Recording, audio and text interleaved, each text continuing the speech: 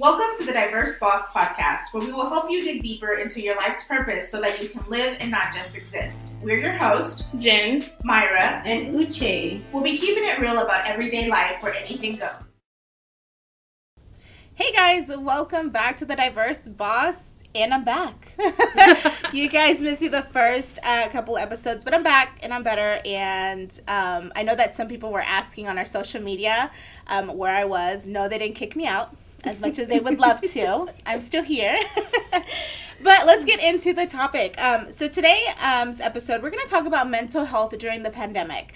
As you guys know, everything going on with COVID-19 and everything being shut down, and us just really trying to minimize our exposure to COVID, it can really take a toll on us. And I know that personally, I felt that it's been taking a toll on my mental health. So we're just going to dive in and kind of just talk about it. So you guys have any tips or tricks that you've been practicing? Well, for me, it's... Y'all notice that voice change? For me, it was. Because this is a very sensitive issue. That's why. Mm-hmm. Because the world has changed. You know, a lot of people love to hug, love to touch people. A lot of people lost their jobs. A lot of people lost their loved ones. So this is a very, very sensitive topic. That's why I had to take a pause then. But I believe what I practice actually is finding the positivity in everything. It's been crazy. I know people have died, but at the end, we can see that we have a lot of frontline workers that have sacrificed their lives, put their lives on the line, put their family's happiness on the line. Because some of them don't even go close to their family because they're not even sure they have the infection. So they sacrifice everything in them just to make sure that they help the world heal. They're always there. Some of them do like double shift.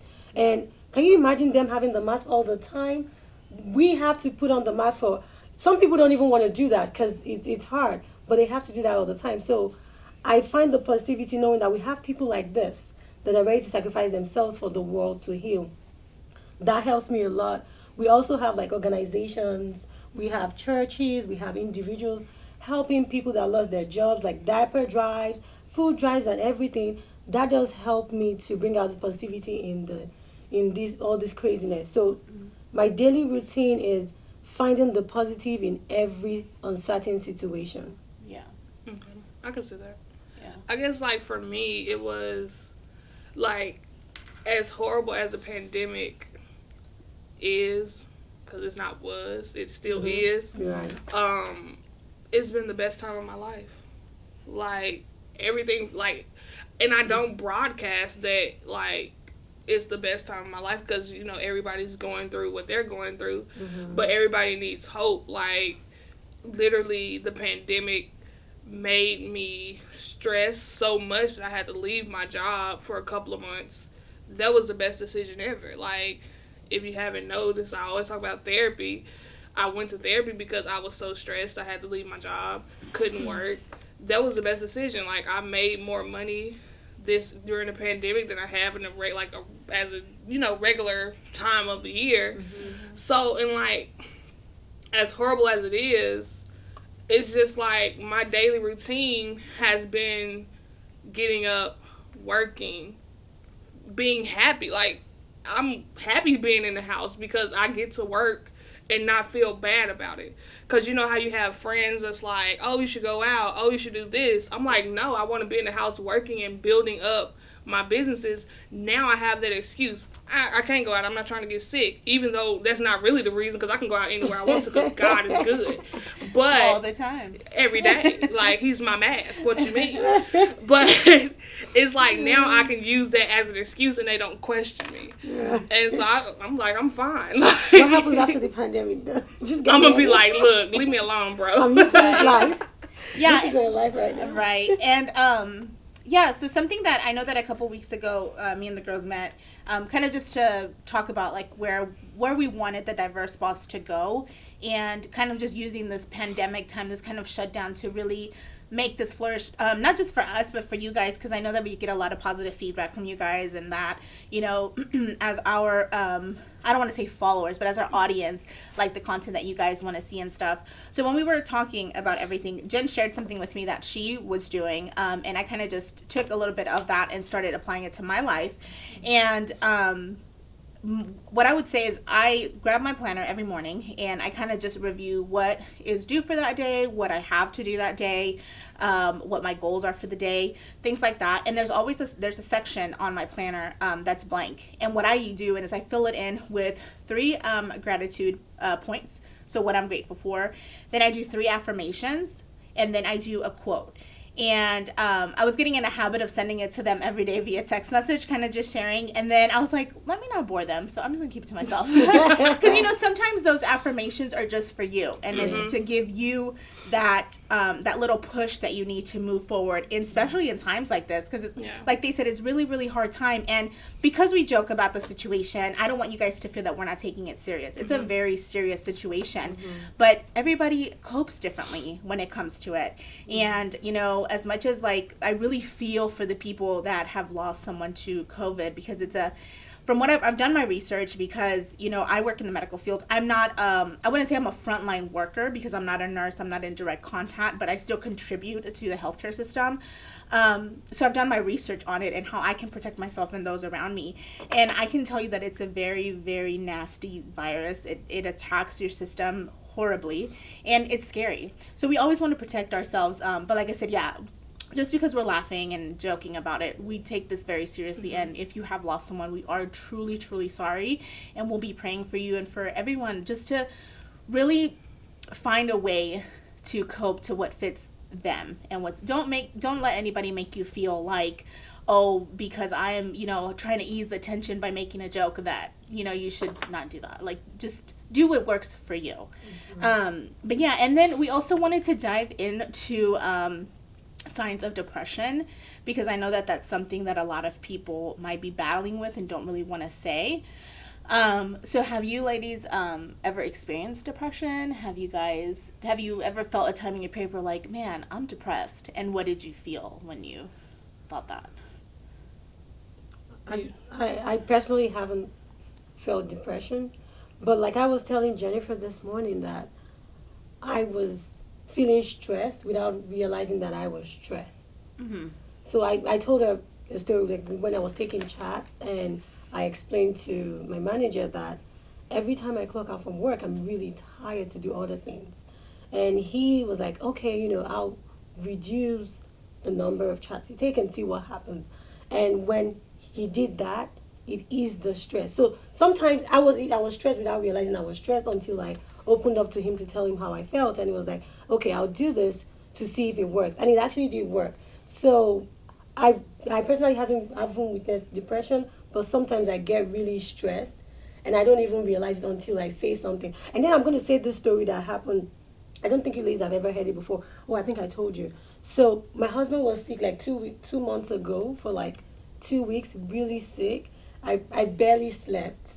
I was taking care of him, taking care of the kids, and I still had to work, because I could have said, oh, you know, my husband is sick, I want to take care of him and take time off. But I didn't, because I felt I was strong. So I didn't take time off. When I had coaching, it was on video. She was like, you don't look good. This is not you. I'm like, no, I'm fine. And she asked, are you going through anything? And I told her what happened. But while I was saying it, I started crying. So at that time I knew, to me I was strong, so I couldn't tell anyone. But then at that time I knew that, okay, this stressed me out. So I think telling people, we should watch out for that, because sometimes you can be stressed without realizing it. Yeah, for sure. I think that, like, I didn't, like, of course, like, you hear depression thrown around, but, like, people play with the signs of it. So it's not really, like, you can just pinpoint it. I didn't know I was depressed until I went to therapy. And I thought that what I was going through was normal in the journey of entrepreneurship. But until people would do just normal daily things and it would make me mad and I want to cuss them out. Like, or I would go to bed and I would just be crying. Or I would be so stressed I can't go to sleep. Until I started talking about it, like, I didn't think I was depressed. I just thought I was just going through daily things. And then I started telling people, like, oh, I'm going through this. They're like, that's not normal. And then talking to my therapist, she was just like, you're depressed. And, like, I would just be crying for no reason. Or I would be driving. Everybody know I had road rage. But it was, like, to the extreme where I just wanted to run their car off the road. Like, I was just like, I had no regard for life. Like, at the age of 18, I tried to commit suicide. Then those thoughts kept coming back. Now at the age of 28, that's when I knew I had stepped back over into the threshold of depression. I'm like, why am I feeling this way? I'm 28, I have a good life, but I also was feeling unsuccessful. Even though people on the outside thought I was successful, they see what I was doing, but that's not how I thought about it. Mm-hmm. And that drives you into depression. Like, people don't understand the triggers that they have. It could be family issues that could drive you into depression, but you don't know it because you're so used to feeling that way, mm-hmm.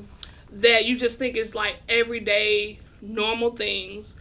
And I just suggest people talk to somebody. Like, it don't even have to be a therapist. Just talk to somebody, because some feelings you have, they're not normal, and for everyday people. And it's hard because when people say they're depressed, we look at them as they're ill. We look at them as they've done something to become depressed, mm-hmm. or they have issues. And it's just like, your mom may be depressed, but you don't see it because she's a strong on the outside. But when you go to bed at night, you're dealing with all these thoughts and things, and your pastor could be depressed, your boss could be depressed, and we make it seem like it's an illness, which it is, but we make it seem like it's not normal. Right. Everyday people deal with it. It's just, some people take it to the extreme. Some people do commit suicide. Some people go, do a mass shooting. Like, it's just about dealing with it before it gets out of control. And that is, I'm super happy that my job stressed me to the point I had to take a break, because I was at that point of taking my life again. And I was just like, okay, now I understand what triggers me. Mm-hmm. I understand what helps me, cope with certain feelings. Mm-hmm. Now I understand why those feelings even came. So, and then, like, you have to get out of the mindset of what your parents taught you, what your life things have taught you, and figure out why you view life the way you do. Because some things that you've been taught are lies. And I'm not saying parents, I'm just talking about everyday life. Like, oh, you should do this. This is success. This is how you're supposed to live. Like, those are, like, lies in your life. Like, that could be good for that person, mm-hmm. but when I put my value on how I feel like my parents think I should live, society should think I should live, that's when the stress comes. Mm-hmm. Those are lies. So you have to write down everything that you think life is supposed to be, then make it to what your life's supposed to be. Mm-hmm. I think that's how you heal. Yeah. And I've been actually diagnosed with depression before, twice actually, and I was on medication both times. The first time I was really young. I was like early 20s, I want to say. And it was at a point in my life where I was really trying to figure out what I wanted to do with my life. Like, I knew that I had graduated high school and I went to a community college, and I was just kind of like dibbing and dabbing in every career because I really did not know what I wanted to do with my life. And then I chose to get into the medical field. I became certified. I started working in a clinic. And at the same time that I was working, I was still going to school because I was pursuing other avenues. So I felt that the way that I felt was a result of me being so busy. But I didn't know how to not be busy. So I couldn't adjust my lifestyle to make me feel better because I didn't know how to do that. The doctor that I actually worked for, he had a consultation with me, and he was like, what's going on? Like, what? And I was like, I have so much going on. Like, I work here. Even though I was just working part-time, that was still an added stress because working in the medical field and dealing with sick people and all of that, like, that is stressful, even though you don't realize it. And then, so I said, I'm doing that, and then I'm going to school. Like, I'm really just trying to figure out my way through life and how I'm doing it. And he's like, you sound... And he started listing, like, the symptoms of depression. He's like, I think you should start medication. I was super scared because I'm like, I don't want to be on drugs my whole life. Like, what? I'm only 20 years old. Like, what is this? But he's like, we'll start a small dose, see how you feel. We can increase it, and then we can tape you off of it if you feel better. Okay, so I was on it. I felt a little bit better, but I was just like, nah, whatever. Like, I was young. I didn't take it serious. I was like, I'm not doing this.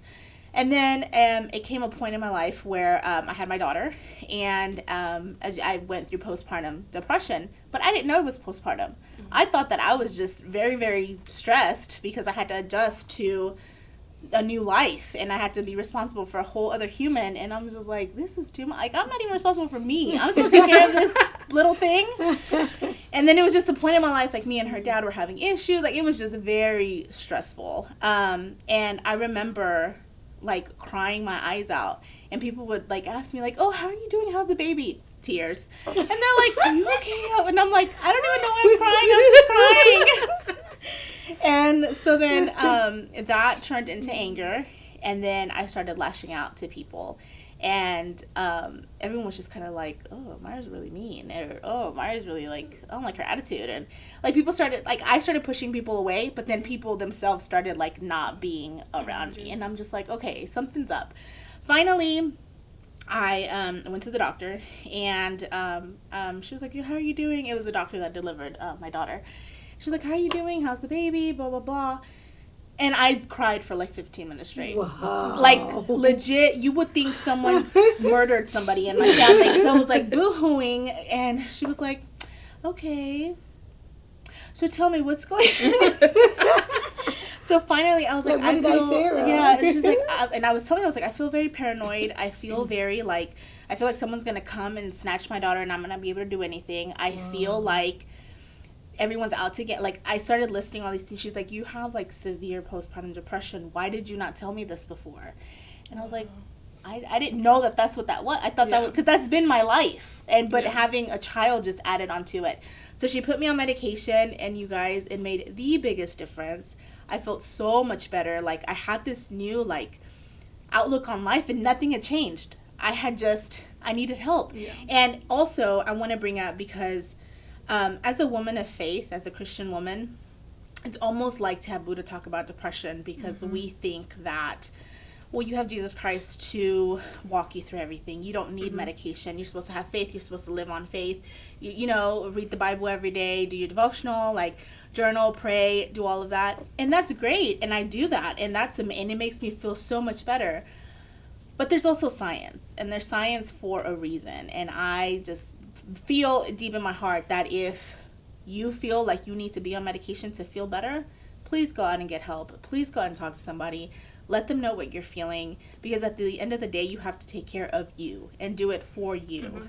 People's opinions are going to be there regardless. If you take it, they're there. If you don't take it, they're there. But the only person who has to deal with all of that is you. So really just sit with your thoughts, evaluate what you're feeling, and if you feel like you need some help, reach out. You reach out to us. We'll guide you. We're here. DM to us. therapy. Email us. Yeah. I can only take it so far. This road is short. Like. The thing is that there's this stigma attached to you saying that you're feeling depressed. And that has made a lot of us hide the feelings. We don't want to seem weak. Right. So we try to put up this strong face. Yeah. Or we don't want the other person to know what's going on with us. So I realized, especially during this pandemic, because I've never felt this stressed, aside from this pandemic, you know, homeschooling, taking care of someone who is sick, working, having to deal with business. So I feel like talking to someone, at least someone, even if the person not your friend, just call somebody. And tell them how you feel. And check on your kids, you guys. It helps. Because even though they're small, and we think, as parents, we think, oh, they don't know what's going on. Like, their life, like, their whole world just turned upside down. They're no longer seeing their friends. That is true. They're no longer, like, getting up and getting ready, going to school and having that social interaction. Their routine is just, they're just in the house. And, yeah, you can take them outside and you can take them to the park, but it's not the same. Even my daughter, she's 3 years old, and I only do curbside pickup at the grocery store because I don't want to take her inside the store. And she'll look at me like, Mom, inside. I'm like, come on, let's go inside. And I'm like, no, we can't. And so we'll tell her. They're like, no, there's germs in there. We can't go. So now I don't know how good that was, because everywhere we go, like, anyone passes by, ew, germs. I'm like, ma'am. I definitely agree with That Mayra, right. like checking on the kids. Yes. And I speak because I don't have kids, so I'm not even going to talk about like the mom aspect. I'm talking about having a mom as a kid, having a mom that always checked on me. Mm-hmm. And at that moment when I turned 18, when I'm not saying she stopped checking on me, but I left home, I went to college. Mm-hmm. That's when everything spiraled out of control. So I definitely think, like, because I'm going through like middle school, high school, even elementary school, I was the happiest kid because my mom, like, everybody's like, oh, you know, overbearing moms and stuff, but my mom was just in my business to make sure that I was good, and I see that now, and I see the track record of her being there, asking those questions, my dad being there, asking those questions every day after school. How did this go? What happened? This, and I saw, like, how I was as a person. Then once I left and I stopped calling, I stopped like that, that's when things started getting out of control. And now that I've confessed to them, I've told them, this is how I'm feeling. My mom calls me, my dad calls me, my sister calls me, and I see that difference. Mm-hmm. When you have people check on you, they even now, like, Jen, I ain't heard from you in 2 days, you're not texting back. Where you at? Like, but you have to have that support system. Yes. Like, being with people that understands you, doesn't judge you, that just checks on you without gaining anything, that's the type of friends you need. Yeah, right. That's all. Yeah, and Jen is the queen of do not disturb. I am. And sometimes I have to tell them, I'm not depressed, y'all. I promise. I'm just over here chilling, like, because I will put you on, like, I'll read your message. I have no shame. I will leave you on read, and I want you to know I read it, but I'm watching NCSI, and I don't have time for you right now. But they start texting me, like... I remember the other day I called Jen, I'm like, Jen, I sent a text 2 days ago, you didn't reply. Yesterday you didn't reply. Are you okay? She's like, oh yeah, I'm fine. Okay, bye. Just to make sure. Just making sure you're fine. Look, I be in, like, now I'm in the bed watching TV. I ain't got time. Like, I have a whole, like, I told Uche the other day, I watch, it's 23 episodes in NCSI Los Angeles season. I watched the whole season in one day. That's 45 minutes every episode. I had the best time of my life until I woke up and I ain't had no money. I was like, gee, I didn't trade today. This is a mess. How I'm going to pay bills. But I enjoyed myself immensely, y'all. It was amazing. Right? Until I woke up and I had no money. And I was like, yeah. But you have to have those days. Yes. Sometimes you just need that day just not to focus. Sometimes you need a break. Yeah, you need a break. Yeah. You know what that is? I don't think you know what that is. I took 2 weeks. I did take 2 weeks break. You ladies knew I took 2 weeks break. But what did you do during those 2 weeks? She was still working, y'all. I mean, like I took 2 weeks from my 9 to 5. And then she was made still another 9 to 5 by... Yes. Still. Uche is the one that texts us, like, business ideas. She's like, okay, you guys, we need to review this plan for this thing, and they want us to do this, and we need to do this show, and we need...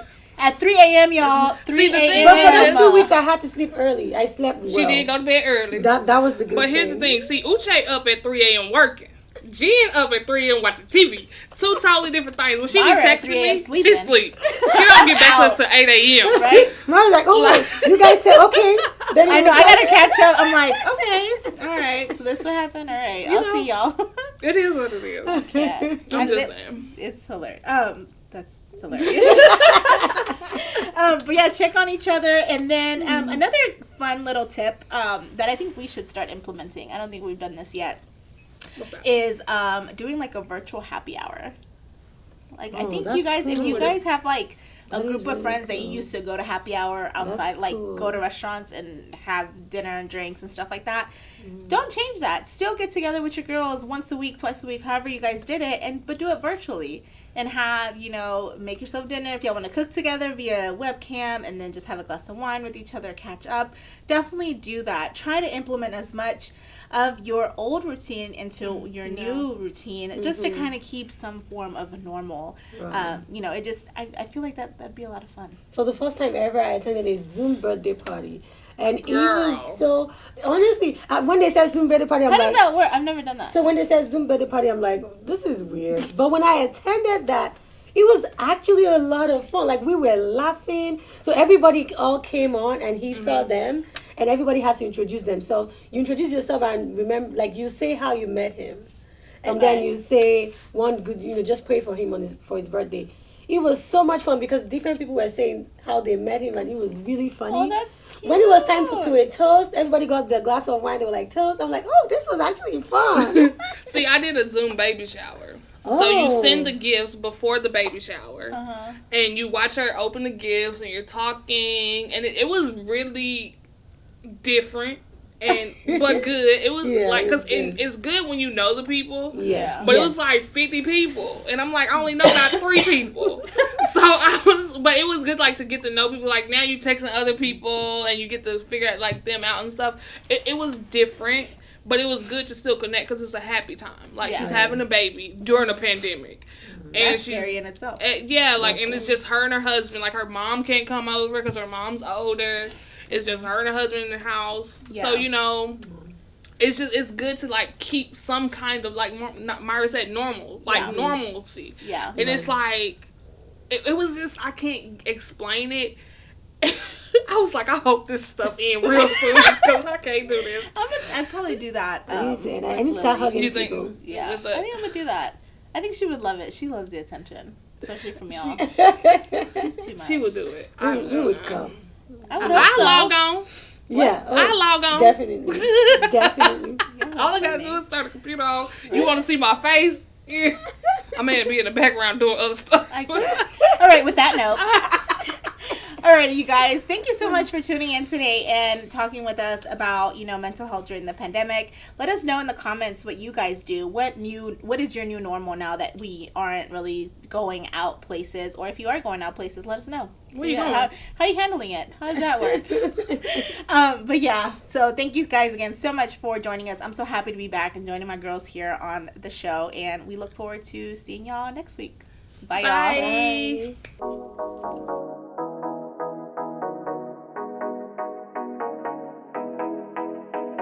Bye.